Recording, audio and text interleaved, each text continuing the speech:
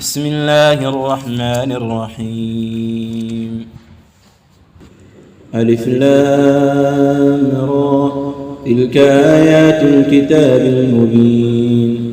إنا أنزلناه قرآنا عربيا لعلكم تعقلون. نحن نقص عليك أحسن القصص بما أوحينا إليك هذا القرآن وإن كنت من قبله لمن الغافلين. إذ قال يوسف لأبيه يا أبت إني رأيت 11 كوكبا والشمس والقمر رأيتهم لي ساجدين. قال يا بني لا تقصص رؤياك على إخوتك فيكيدوا لك كيدا إن الشيطان للإنسان عدو مبين. وكذلك يجتبيك ربك ويعلمك من تأويل الأحاديث ويتم نعمته عليك وعلى آل يعقوب كما أتمها على أبويك من قبل إبراهيم وإسحاق إن ربك عليم حكيم. لقد كان في يوسف وإخوته آيات للسائلين إذ قالوا ليوسف وأخوه أحب إلى أبينا منا ونحن عصبة إن أبانا لفي ضلال مبين. اقتلوا يوسف أو اطرحوه أرضا يخل لكم وجه أبيكم وتكونوا من بعده قوما صالحين. قال قائل منهم لا تقتلوا يوسف وألقوه في غيابة الجب يلتقطه بعض السيارة إن كنتم فاعلين. قالوا يا أبانا ما لك لا تأمنا على يوسف وإنا له لناصحون. أرسله معنا غدا يرتع ويلعب وإنا له لحافظون. قال إني ليحزنني أن تذهبوا به وأخاف أن يأكله الذئب وأنتم عنه غافلون. قالوا لئن أكله الذئب ونحن عصبة إنا إذا لخاسرون. فلما ذهبوا به وأجمعوا أن يجعلوه في غيابة الجب وأوحينا إليه لتنبئنهم بأمرهم هذا وهم لا يشعرون. وجاءوا أباهم عشاء يبكون. قالوا يا أبانا إنا ذهبنا نستبق وتركنا يوسف عند متاعنا فأكله الذئب وما أنت بمؤمن لنا ولو كنا صادقين.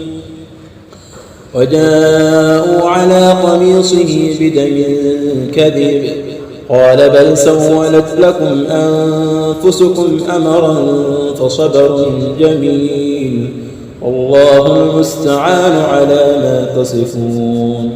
وجاءت سيارة فأرسلوا واردهم فأدلى دلوه قال يا بشرى هذا غلام وأسروه بضاعة والله عليم بما يعملون. وشروه بثمن بخس دراهم معدودة وكانوا فيه من الزاهدين. وقال الذي اشتراه من مصر لامرأته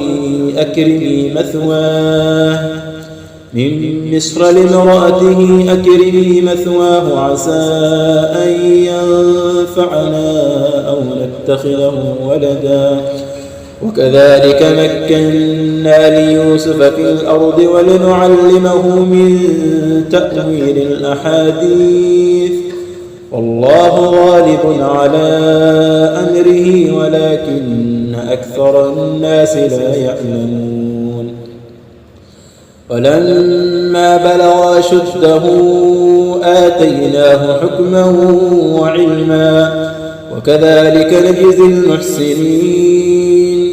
وراودته التي هو في بيتها عن نفسه وغلقت الأبواب وقالت هيت لك قال معاذ الله إنه ربي أحسن مثواي إنه لا يفلح الظالمون.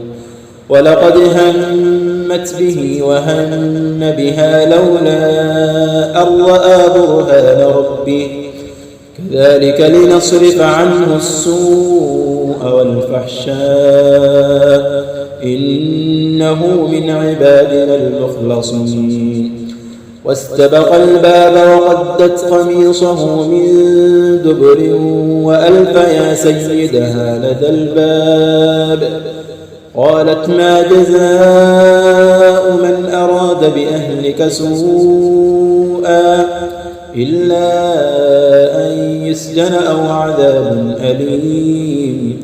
قال هي راودتني عن نفسي وشهد شاهد من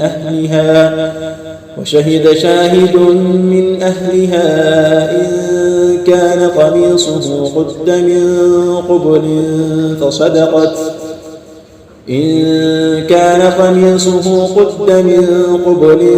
فصدقت وهو من الكاذبين وإن كان قميصه قد من دبر فكذبت وهو من الصادقين.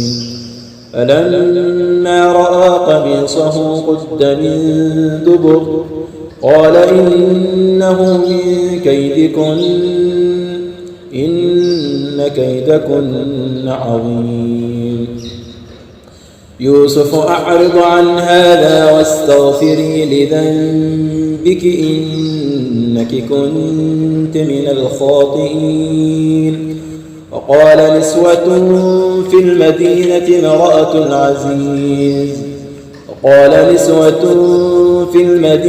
امرأة العزيز تراود فتاها عن نفسه قد شغفها حبا إنا لنراها في ضلال مبين.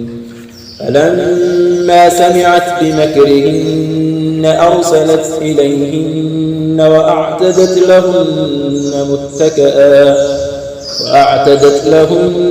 متكئا وآتت كل واحدة منهن سكينا وقالت اخرج عليهن. فلما رأينه أكبرنه وقطعن أيديهن وقلن حاش لله ما هذا بشرا إن هذا إلا ملك كريم. قالت فذلكن الذي لمتنني فيه ولقد راودته عن نفسه فاستعصم ولئن لم يفعل ما آمره ليسجنن وليكونن من الصاغرين.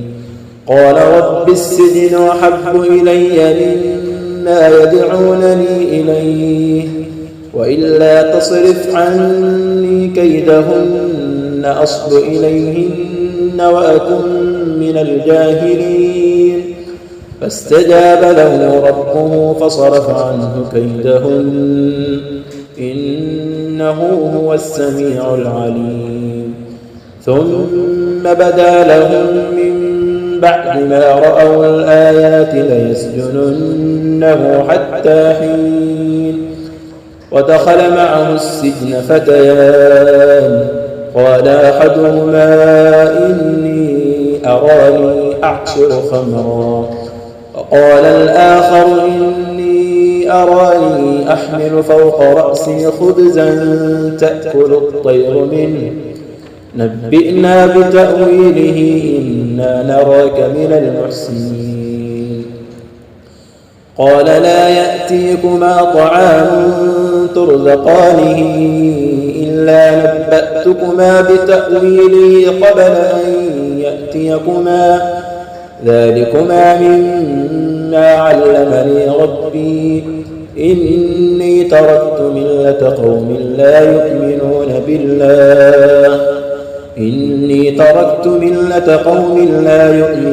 بالله وهم بالآخرة هم كافرون.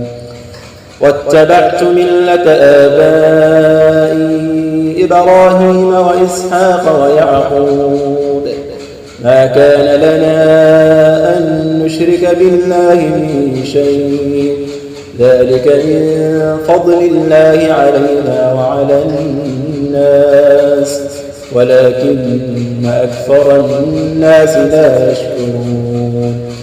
يا صاحبي السجن أأرباب متفرقون خير أم الله الواحد القهار. ما تعبدون من دونه إلا أسماء سميتموها أنتم وآباؤكم ما أنزل الله بها من سلطان إن الحكم إلا لله أمر أن لا تعبدوا إلا إياه ذلك الدين القيم ولكن أكثر الناس لا يعلمون.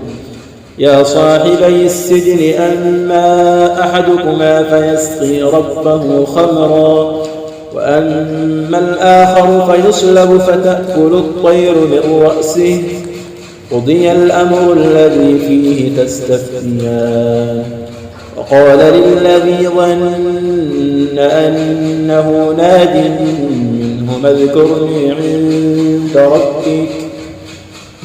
اذكرني عند ربك فأنساه الشيطان ذكر ربه فلبث في السجن بضع سنين. وقال الملك إني أرى 7 بقرات سمان يأكلهن 7 عجاف و7 سنبلات خضر وأخر يابسات. يا أيها الملأ أفتوني في رؤياي إن كنتم للرؤيا تعبرون.